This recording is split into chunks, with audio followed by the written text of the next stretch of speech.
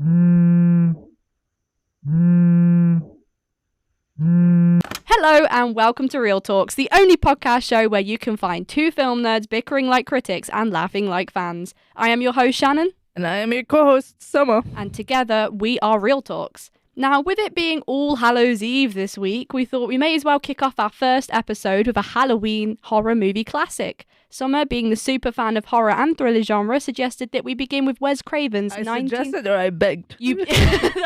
That's such a good point. Yeah, no, I have to admit, she did beg a little bit there. And you know what? We thought we may as well. Absolutely. Halloween this week. It makes sense. So we're going to be exploring Wes Craven's 1996 horror classic of Scream. Now, admittedly, I hadn't quite gotten around to watching any of the Screams until Summer again suggested it. But fear not, I'm caught up. I'm ready for this episode. But if you were anything like me and haven't quite gotten around to watching it yet, then please be forewarned that we do discuss a lot of spoilers in this episode. A lot. We go right into the nitty-gritty bits. Scream is also rated an 18 in the UK, and while we like to keep this podcast to PG-13, we do suggest bearing this in mind if you do decide to watch the movie yourself. Now, Summer, seeing as you are the super fan, I was wondering if you could give us a little bit more context about Scream. Well, thank you, Shannon. I will be happy to give you context. Here we go. Slashers, as we all know, really started with Halloween, with Michael Myers, and then branched off to Jason Voorhees and Freddy Krueger. Freddy Krueger, by the way, was also a Wes Craven directed movie. Yes. If you didn't know. But when did it really start was Psycho. Psycho really gave us the rules of slashers with Never Be Alone and don't do sinful acts and don't do the PG-18 stuff. We all know how Halloween really, in 1978, really introduced us to the final girl aspect of slashers with Laurie Strode. Because she was following the rules. But everyone got used to the same old thing, the same old structure of movies. It's boring after a while, doesn't it? The same old conventions. And it ruled in the 80s and early 90s. But when Scream came, everyone was like, whoa, that's different. It was a change of pace, wasn't it? Yeah, they were like, they know the rules of a slasher. The game's changing? What? What? They were shocked that the characters knew how to act when a killer is running around like Ghostface. So it did kickstart the slasher genre with the first Scream talking about slashers. Yeah. The second Scream talking about the rules of a sequel. Third Scream is a movie which is in a movie, if you get what I mean. It was a movie in a movie about the first movie. And those were called Stab. Okay. The fourth one I cannot talk about because, again, you said we are keeping this PG-13 for sure. And the fifth one, which is with Jenna Ortega and Melissa Barrera, talked about elevated horror and requels. And the sixth one, which is the latest one, yep, in 2023, it didn't really talk about anything. It just same thing, elevated horror requels, but it also mirrored the sequel of Scream, which is the second Scream. Yeah, I've heard that they're releasing a new Scream next February 2026. Yeah, that should be good. Scream. It's obviously doing very well as a franchise for it to keep going over the years. It's, what is it? We're in the 19th year right now, so on the 20th year, that's 7 movies. It just shows how popular it's been. I can't actually believe that this is the first time I've seen it. I'm surprised that I haven't. I'm surprised you Oh, I need to catch up on the horror classics for sure. Did you mention that your friends kept on saying to watch it? Yeah. So I work at the cinema for Odeon, and all the staff there were like, "You need to watch Scream. It's one of those that you have to watch." So I'm so glad that I've caught up and I've watched it now. I'm so glad too. Even though it was so funny to you, I remember you texting me throughout the movie, just laughing. You had my genuine, authentic reaction as I was watching the movie for the first time. You just kept on laughing at every little thing. I think it's because I'm so used to the modern day horrors now. Like, I don't know, I always go back to It and The Conjuring. That's sort of where my head goes. So seeing something that was made almost 20 years ago, it's almost like I'm desensitized to that era of horror because I'm so used to the modern day. Especially back then, they're not used to the slasher movies, especially Scream kind of. It was more significant back then, wasn't it? And everyone was like, whoa, this is new. What? Yeah. They could do that? I actually read a fact, and I believe that Scream was meant to be called Scary Movie. Yeah, it was. It was meant to be a scary movie. As you all know, the Scary Movie has one scene that was very, very significant, which is... I've heard it's a parody, isn't it? Yeah, There's a separate movie. Ghostface basically saying, "What's up? What's up?" I have heard of that, even though I've not seen Scary Movie, so it just shows... is amazing. You should watch it. Oh my gosh. Yeah, I'm going to have to add all of the rest of the Screams onto my watch list and then review them all on Letterboxd. So Oh, I'm so excited to yeah. see what you think of all of them. I'm excited to see what I think about. I'll end up texting you throughout the whole time being like, Yeah, Summer. At some point, I think I'm gonna mute you and then I'm gonna do everything. It's going to block me forever because of all the spam about Scream. But for those of you who need a recap or haven't seen the first Scream, Scream spins the tale of a small town terrorized by a mass killer as high schooler Sidney Prescott fights to survive and uncover the truth behind the murders. We love Sydney. We love Sydney. Absolutely love Sydney. Now, the opening scene begins with the iconic opening scene of Casey Becker on the phone, played by Drew Barrymore. Yeah, and she engages in a dialogue-driven conversation with some random stranger on the phone. I wonder who it is. Ooh, that's yeah. I wonder. At the time, I didn't actually know who it was. I kind of had a bit of an idea that it was maybe something more sinister, but I didn't link him to Ghostface straight away. So I watched Scream a bunch of times. Yeah. You watched it recently for the first time. Yeah. What was your first thoughts about this? Ooh, like my intro? first initial intro. Because the intro is one of the most iconic intros in horror. Yeah. Slashers. For me, like, I'm one of those that like to look at all the camera angles and things like that. So I did notice there was a Dutch angle tilt when she first picks up the phone. I Yep. thought that was really clever because it showed that there was something sinister right from the get-go from a visual sense. Yeah. I was intrigued by the fact that it was dialogue driven, and we both know like how much we love dialogue driven movies. Remember Hallows Road was so good. If you haven't watched that already, definitely go and give that one a watch. It's dialogue driven, but it captures your attention. I'm usually my focus is always over the place, but that film I was captivated by it, and my jaws was on the floor when. fantastic storytelling. Yep. But like again, similar with then Casey on the phone again, I noticed it was dialogue driven, and I thought that was a really clever way to introduce it because it doesn't give us a person to identify the movie with straight away in the sense of it gives us the creative freedom to imagine who the villain is at this point because we can hear the person on the phone. Because when she was talking, she kind of flirts with the To begin with, my first voice. impressions was that it was, I don't know, a high school sweetheart she was on the phone to, and then it obviously turned more sinister after that. She didn't mention that she had a boyfriend to this person on the phone, did she? No, Steve. Poor Steve. He got left in the. And he got it like a fish too. Yes, he did. He did get good like a fish. And I think it's because of her fault too, because she didn't know that. Yeah, I thought it was really interesting that they purposely. I think, was it Steve Williamson? I can't remember if that was the right guy's name for the script writer. Kevin Williamson. Kevin Williamson, there you go. I've heard Steve too many times, that's where it is.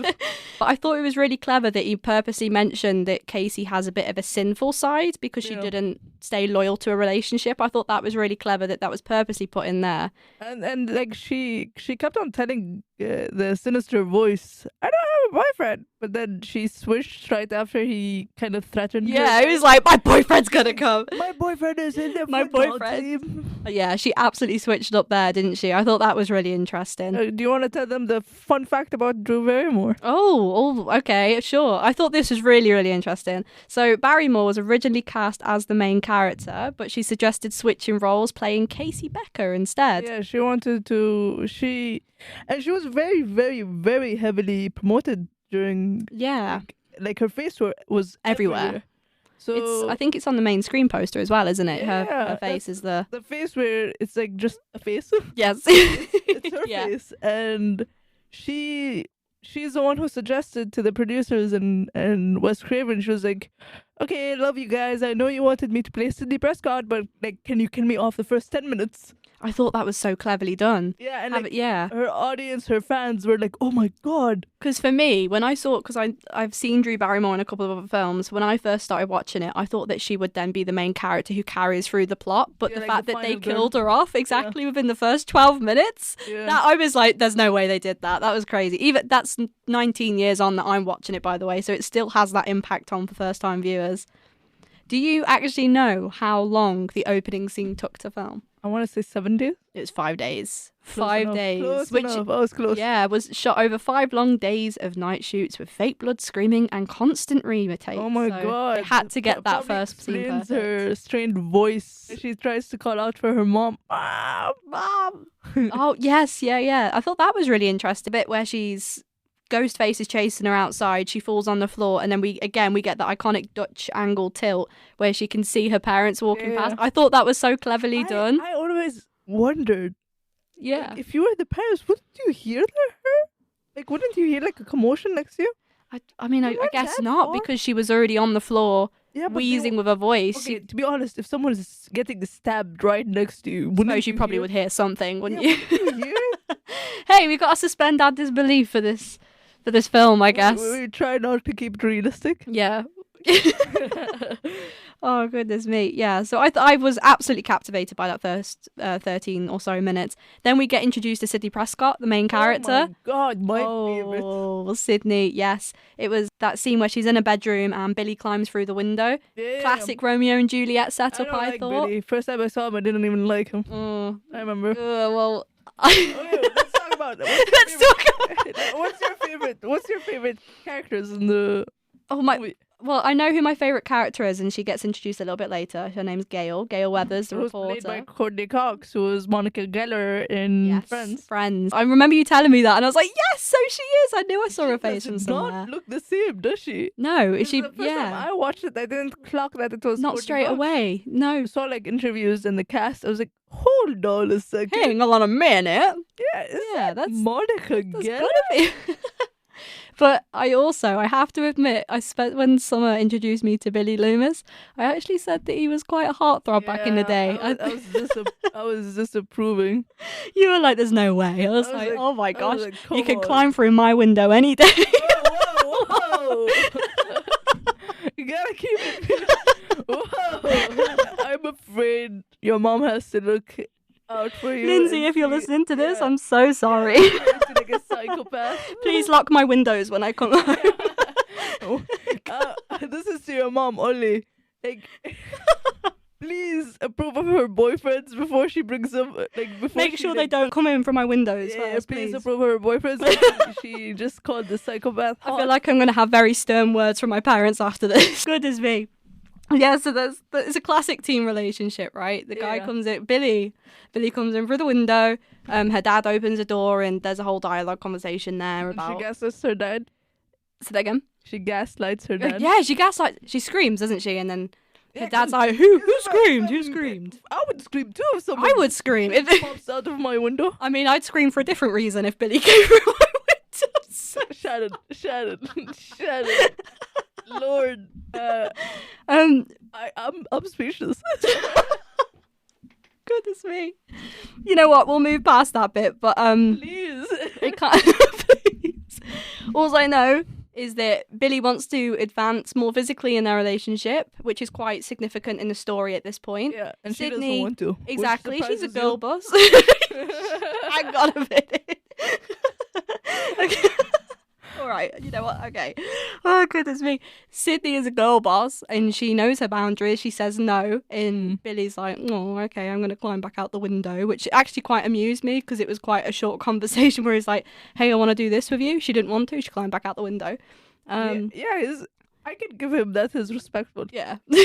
Yeah. No, I'll give him that. So at this point, when I first watched it, I actually thought that, this is just... I know that there was a bit of a secretiveness with the fact that he was climbing in through the window and hiding from her dad, but I actually thought, it's quite a sweet relationship. They both seem quite happy. They respect each other's boundaries and things like that. So I didn't really think anything of it at this stage. Yeah.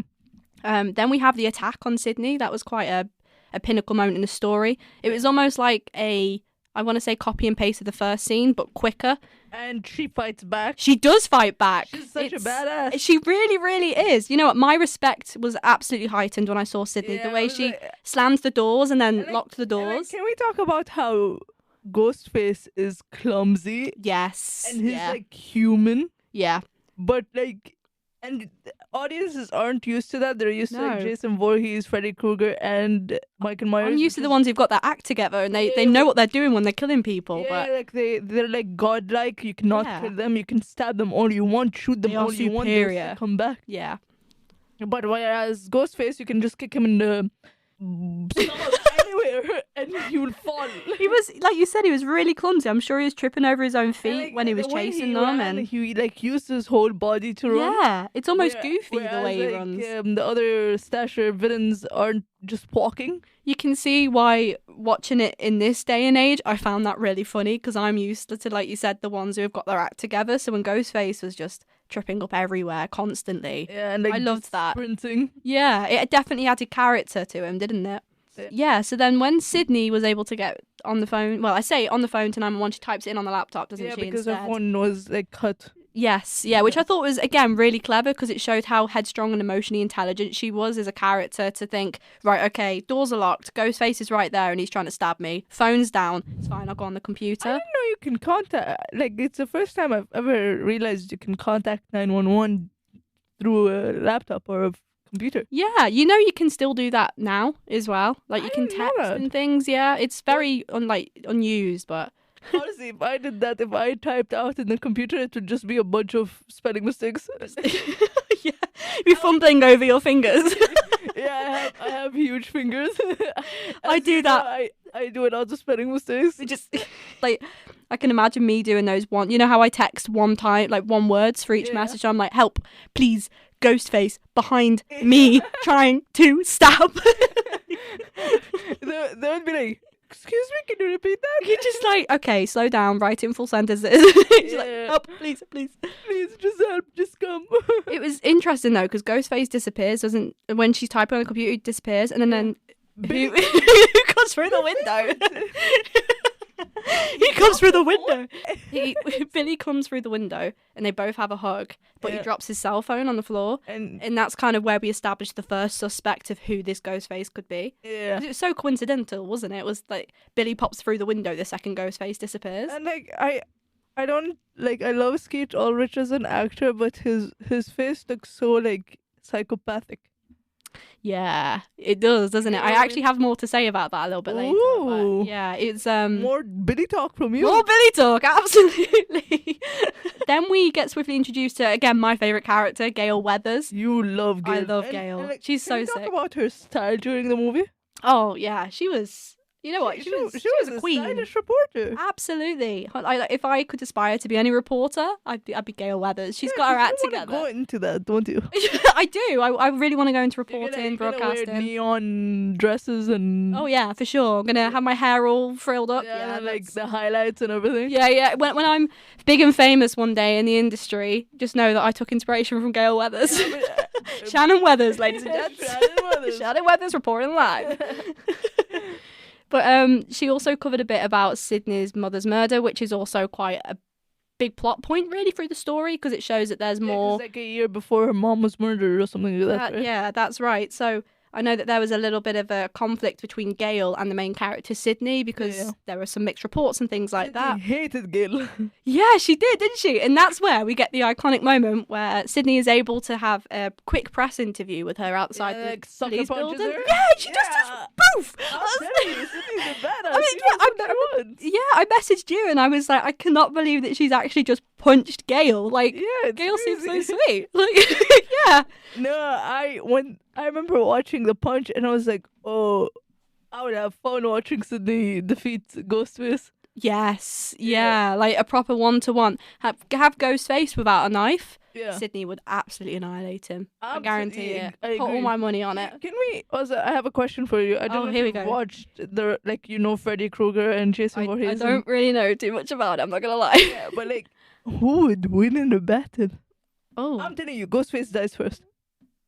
I feel like based on the fact that you said the other one's got their act together and Ghostface is clumsy, I'd probably say that Ghostface would die first. Yeah, I feel like Freddy Krueger might win Oh, because he like attacks you in your dreams. is Freddy Krueger the one with like the green and Yeah. red? Yeah. Yeah. So I've actually there's a scene where the director plays a cameo and he plays a janitor Yeah. and he's dressed as Freddy Krueger. And he created Freddy He Krueger. he did, didn't he? So I thought that was such Imagine, a clever imagine little creating the two most iconic slasher villains. yeah, and like finding a little sneaky way to stick that in. I thought, yeah. Honestly, I would use that. Like, I would like milk it out and be like, huh, at least you didn't create two iconic villains. I did. I did. Yeah, that was all me. Yeah, so Billy is released due to lack of evidence. Yep. And then suspicion grows. I know that the high schoolers start having conversations and it's not taken quite seriously, is it, to begin with? No. There's that moment where Ghostface, well, a fake Ghostface, someone's dressed as Ghostface and he runs down. Running down the hallway. I was in stitches because I was like, oh my gosh, there's no way that like this That serious happens. events happened and then you've got a high schooler that's running through. Yeah. Sydney, like, she's in the bathroom, she hears some girls talking about her mom, Yeah. which wasn't too great, and then she actually gets introduced again to Ghostface, who's... And that epic slide. Yes, yeah, where she ducks on... It was very Spider-Man-y. I'll repeat this again. Sydney is such a badass. She really is, like, her own superhero in this movie, I swear. And then, can we talk about the principal scene where he threatens Yes. Yeah, oh gosh, that was so... I remember messaging you like, oh, this is really, really weird because there's, two high school students with Ghostface masks on. They leave the masks on and they don't take it off. They wait for the principal to take it off. Yeah. And then when he does, he pulls out scissors and then... You know, I'm going to make you laugh so much now. Oh, here we go. Oh, no. I was watching a bunch of videos about sheeps being sheared. Okay. Okay. And Where is this going? I saw the knife they use. Okay, like the shears. And it looks exactly like that. Scissors. God. Honestly, after you listen to this, put up like a shearing sheep video on TikTok or something, and you see this. The you know what? huge knife. Let me pull it up right now. I'm going to pull it up right now. Oh, I see. It is literally like... It is the same knife, isn't it? That's great. Well, it's like not the scissors. same one, but it's like similar. Yeah. Not knife, scissors. Do you think that they actually got sheep shears for the production of it? I then? don't think so. I mean, they're awfully big scissors. What would they and- use them and for they look otherwise? exactly the same, don't Yeah, they? they do. Yeah, I was like, hang on a minute. Those look exactly the same. So the principal then was trying to shear his sheep by the sounds of it, by putting them straight, taking the masks off. Like, oh my gosh. It was when he held it out and it made that shing sound and then he And then he was like, tapped kind of their like, chest with it. he dragged it down their Gosh. chest or something. Yeah, that, you know what, that principal needs to be locked up. I think, well, Yeah, for sure. Or like, good, at least or some sort of or report. Fired. Here's the thing, though, right? For those who are, I think it was BBC, but Hank Zipser, right, was a show that I used to love watching when I was younger.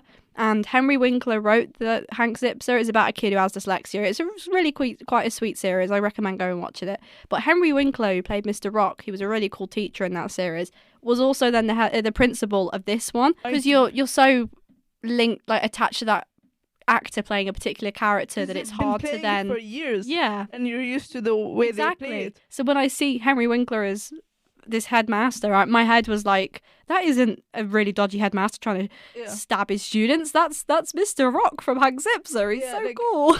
I feel like Christian Bale is a great actor. Yeah. And he did great in American Psycho. And then he goes to Batman. He has such a range. Yes. It's like Johnny Depp. Johnny Yeah. Depp has a huge range, doesn't he? Yeah, like I Edward know I'm Scissorhands. going off the, off... Hey, it's all film talk. It's real talk, Yeah, so I it's know fine. I'm going off-roading, but I love when actors have such range. I think Florence Pugh has such range too. Yes. I'm just saying Florence Pugh now because she's really attached to the MCU. Yeah. So I'm a big Yelena Belova fan. Yeah, so I Florence feel Pugh's like amazing. the people who I like, my cousins who love MCU or something. Yeah. They will see her as Yelena Belova, but when they see her in Midsommar, they'll be like, "What the hell? Why is Yelena doing this? Yeah, why is she covered in flowers?" Yeah. Anyway, going back off-road onto the road, we've got the party scene, which is... Oh, I love the parties. I know you do. I was waiting for that moment where you're like, party scene, oh my gosh, the climax. Before we get into the party scene, do you know how many days it took for the scene to be shot? I'll say 10. 10. You sure? You don't want to go higher or lower? 15? Higher. 20. 21 days to shoot No, the whole party scene. That's absolutely crazy. That's crazy. When you think of all those extras as well and everything that had to happen, Yeah. it was... I love the party scene too. Did you know that in the I think the 6th Scream or the 5th Scream, they did the house where they did the party scene as an Airbnb? No, I didn't. for That's like, for like a wow. weekend or something. Oh my god, I'm telling you, So from like now, all the fans could I'm go and stay in manifesting there. this. I'm manifesting this. Sometimes they for like iconic movie Yeah. houses, they put them up for Airbnb. I'm telling you this from now. One weekend, I'm actually gonna. You're gonna go do it. Yeah, I'm Scream gonna stay. 7, 2026. I don't know if it's Scream or if it's something iconic like Truman House or something like that. Okay. I will go. I have to go. You have to go do stay. it. Oh yeah, it's so cool when they do that. But I didn't know that they turn the actual party scene house into an and Airbnb. like, Then that's I don't really know if cool. you noticed there was like a, you know those church windows? I believe so. They have like a colored window on like the second floor. Yeah. And they turned that window into like a Ghostface mural. I didn't notice. Yeah. No, that's really clever. I love it. I love it. I really want to stay in one of those like. Hey, if you own this house, give us free tickets. Let us come round. Wow. But no, the party scene, the longest, most famous sequence in the film. Gail and a cameraman hid cameras during that scene. Oh my god, that was so That smart. was such a But power it feels play. like illegal too. It does, yeah. You Because- couldn't do that nowadays. Oh, I don't know no, about for then. Sure. You're gonna go to jail. But I think. yeah, like being a reporter and secretly filming children, it's definitely a bit suspicious. sure. And then I don't know what's more children questionable, in the their own headmaster. house. Or... Yeah. like Sue's house. It was cleverly done though, because Yeah, she it was. came in with Dewey, didn't she, I believe? And then Yeah, and hid Dewey the is a camera. cop, so. Yeah, that was very cheeky, really, Yeah. of Gail to do that. Bit of a sneaky move And there. then but- my favorite character dies, Tatum, in that scene too. Oh, yes, she did. That was... Let's talk about that moment, because that was a really interesting scene, really, wasn't it? Yeah. How the garage door and it lifted up. Yeah, and then Ooh. her It's very iconic. Final Destination-y. Yeah, and then her iconic line. I want to be in the sequel, Mr. Ghostface. Yes, yeah, because she believed... That's right. She believes that it isn't was the real Randy. Ghostface. She Yeah. thinks it's Randy playing a prank, so she's Randy, there by all the way, teasing. if you guys don't know, Randy is like a character who's obsessed with horror movies. He worked Yes. in the DVD I feel like if you had to be anybody in that film, you'd have been Randy. Randy You'd for be sure. Randy. I love Randy. Yeah, no, Randy, he was really cool, but he had a crush on Sydney. Yeah. But obviously Billy and Sydney were a thing, so he the was Billy constantly like, again. "Stay away from Billy, stay away. I don't Yeah, like Billy. He's got psychopath run all Yeah. over him." Randy, poor Randy, Yeah. having a crush on the final girl, but she's dating the psychopath. Yeah. Uh-oh. Uh-oh. It's like, I'm actually going to let you go on to talk about Randy in a moment. So like you said, we have Tatum teasing Ghostface, thinking I that... want to be in the sequel, Mr. Ghostface. That's right. And then turns out she actually dies, which is quite Oh, ironic. yeah. That she has to be in the sequel. Didn't even make it that far. Yeah. But She should have been in the sequel. She should have I been in would the die sequel. On this hill that Tatum justice should for have been in the Tatum right sequel. there. But yeah, so then you have Randy, who's talking to all the guys About the rules about... of I'm going to let you talk about the rules, because you are a fan of the rules. Yeah, so the rules of a slasher, as I mentioned before in the intro, the rules of a slasher, first things first, don't be intimate with your partner. Don't ask me why, it's the way it is. Just the way it goes. The second rule is don't do sinful acts, like drinking or substances, you'll die. Which I feel like Casey did at the very start when she mentioned that she didn't have a boyfriend. Like, That's where I think that she broke the rule. She's dead. Yeah. Makes sense. She basically lied, so Yeah. it's a sinful act in the eyes of God. Yes. And the third rule of the acting is never say, I'll be right back. Yes. And who says, "I will be right back"? Oh, my favorite Your from favourite. the killer is Stu. Stu Marker. When Randy says, don't say I'll be right back. He does it straight after, does he? He's like, like- "Guess what?" No, he literally was like, does anyone want beer? And Randy goes, yeah, me too. I Yeah. want one. And then he would be like, I'll be right back. Back. Yeah. That was funny, that Yeah, scene. he's a goofball. While we're speaking about Stu, his character Matthew Lillard, apparently he kept laughing during takes, so they Yeah. had to do most of the reshoots because of Matthew. He is a comedian. Like, most of his acting jobs are like Scooby-Doo, Shaggy. Yes, yeah. He's a goofball. I actually know him more recently for the Five Nights at Freddy's as well. Yeah, that's That why was me and really you are interesting.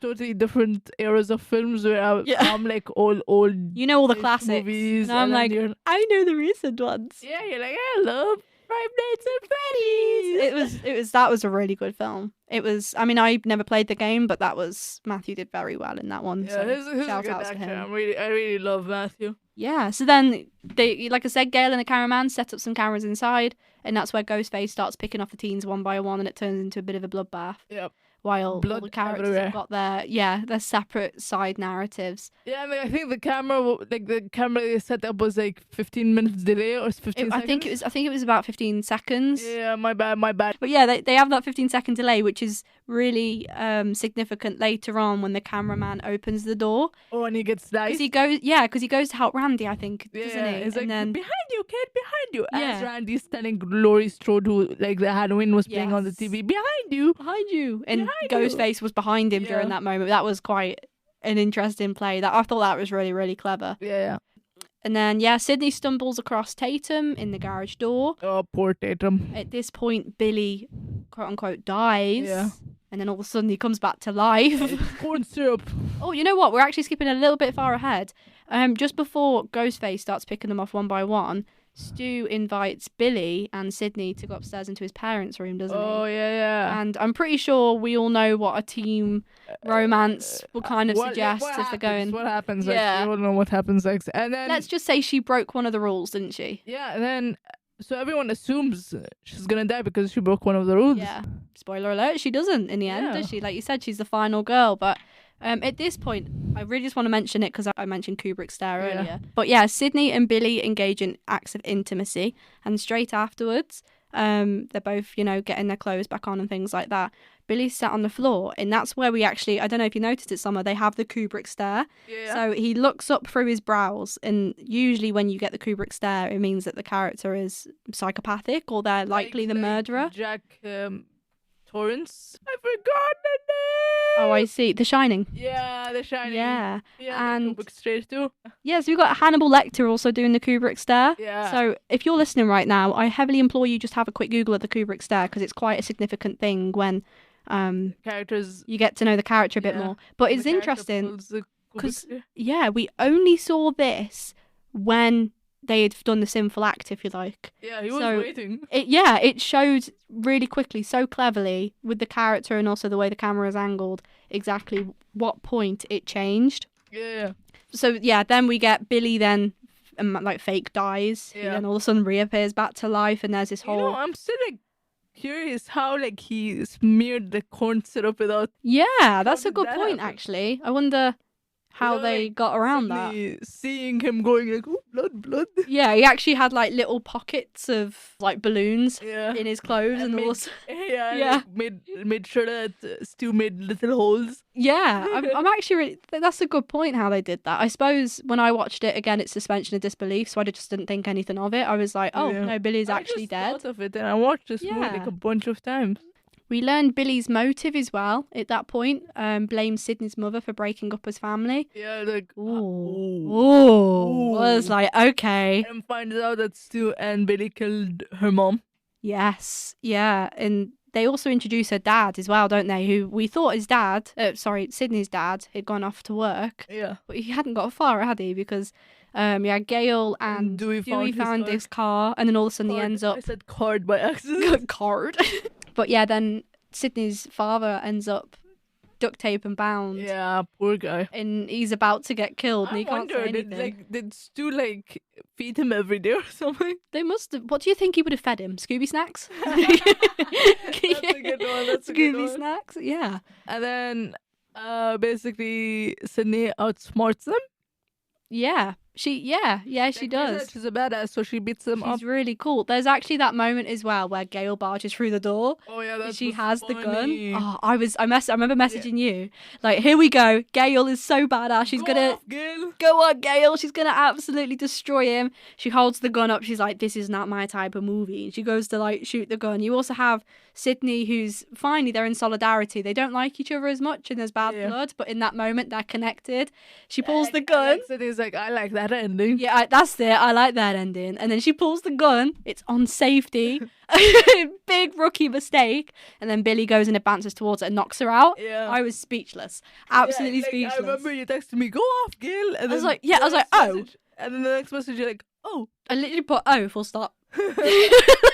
Did not quite expect that. That was a bit of a different ending, if you like. Yeah, and then so Billy doesn't kill her though.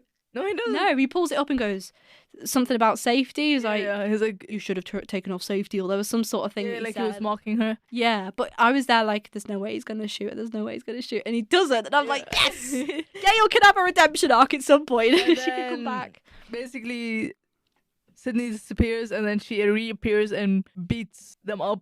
Yeah, basically, that iconic line she guts them like a fish. Yeah, and then that iconic line from Stu saying, my mom and my dad would kill me. Yeah, that's why I'm saying he was such a goofball throughout. Also that iconic line where when Billy was stabbing him to frame it onto the dad, he was like, they had this whole elaborate plan, didn't they? He was like, I'm feeling a little woozy here. Yeah. I love that. Doesn't he throw something at Stu as well? Yeah, it's like throws the phone. And he's like, oh, where'd you do that for? Yeah. But it's so funny because then when Billy gets stabbed and stuff later, it's Stu that comes running in, isn't it? Yeah. Although he felt woozy, he then starts tackling her. Yeah. And how does he die? Because that was an interesting moment. A TV falls on top of his head. Yeah. He like drops the TV on his head. Yeah, I was there like, oh my god, that's probably like, that's so brutal. Goodness me. And then she defeats Billy and Randy. Randy's still alive. Yes. Let's go, Yeah. Randy. Let's go, Randy. And then Randy's like, oh, be careful. They always come back to life. And then Billy like does a little jump scare. Yes. And Sydney shoots him in his head. And Playing she's on like, that rule of like the classic horror conventions at Yeah, that yeah. point, isn't it? Where he and comes then back. Sydney shoots him in the head and she's like, not in my movie. Yes. Yeah. Yes. That was. Go on, Queen. I'm so glad she had a redemption arc I like that. love Sydney. I love she's such a great Yeah. final girl. And then basically they've saved the day. The dad's fine. They're all getting treated in hospital, and you also have that Gail. again iconic moment. I'm always gonna say iconic when it comes to Gail, where she's like, "Hey guys, we've got exclusive interviews." She's still on the job. She's still She's like, I was part of the job, and I'm gonna like, report I was on it. in there. I know what happened. Yeah, like imagine the interviews afterwards where she could interview herself and share it. She'd write a whole book about it, I'm sure. And yeah, that kind of concludes it. So I've got a few more fun facts that we haven't quite touched on. Do you want to hear them? Yeah. Cool. So, the Ghostface mask was found by accident. While scouting a house for filming, the crew found the now iconic Ghostface mask hanging on a wall. It was a store-bought Halloween mask from Fun World, and Wes Craven decided to base the killer's look around it. That's so cool. The script started a bidding war. Kevin Williamson's script caused a frenzy in Hollywood. Multiple studios fought for it, and it eventually Dimension sold to Dimension Films for around $400,000. It's crazy. Wes Craven had to submit the film 9 times to the ratings board to avoid an NC-17 rating due to its violence. The blood, at one point in the film, Billy mentions that it was corn syrup from Psycho. And it was actually corn syrup, which I thought was really cool. And it started on a $15 million budget and made $173 million back. And we're on the 7th film now. 117 million? Million? Million? $173 million. That's crazy. That is insane. But yeah, no, that kind of draws the conclusion of Scream today. You'll have to let us know your thoughts below. Is it something that you've watched? Have you watched it? Would you like to watch it? And if you didn't watch it, please do not say that you didn't watch it, because I would be fuming. I would be like, why wouldn't you? Someone will have a vendetta against you. Yeah, as I I've would hate learned. you. I would hate you. Everyone has to watch it. Everybody has to watch it. It's a classic. I'm glad I've seen it though. I have no regret. It's one of those that I was really skeptical watching to begin with, because I was like, oh, it's going to be one of those predictable horrors. But even now, it wasn't predictable. So I genuinely enjoyed it. It sustained my attention throughout. That's for sure. Yeah. But now we have Spin the Wheel. Oh, here we go. So we've got 8 different movies on here, which will be our next episode that we're going to talk about in the podcast. Summer, would you like to give the wheel a spin? Yes. Here we go. Oh, It's still spinning. it's still spinning.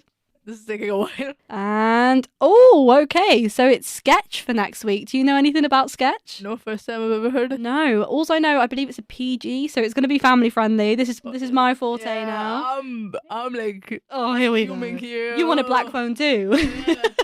But yeah, no, Sketch I think is about a child's sketchbook comes to life, which reminds me of If, Imaginary Friends. Yeah, with Ryan Reynolds. That's right. I Yeah. really liked that one. But yeah. Of course you liked it. It's family friendly. Exactly. I'm a big kid at heart. I'll always be. But yeah, I'm looking forward to Sketch. We'll see how that goes. And before we go, Yeah. how much do you give Scream rating on Letterboxd? On Letterboxd. So it's out of 5, isn't it, on Letterboxd? You know what? We're going to give a solid It's either 3 or 4. 3.5. It Was strong. Mine's is my because it's my Because your favourite. It's going to be 5. Yeah. I saw that look at you. I was like, yeah, of course it's going to be 5. There's no two ways about that. Don't judge me. I love Scream. Yeah. But yeah, thank you so much for listening, guys. If you haven't already, please give us a follow on our social medias. We're live on TikTok, YouTube, and Instagram. And Real Spotify, Talks Podcast. Exactly, and on Spotify. Can't forget Spotify. Thank you, Summer.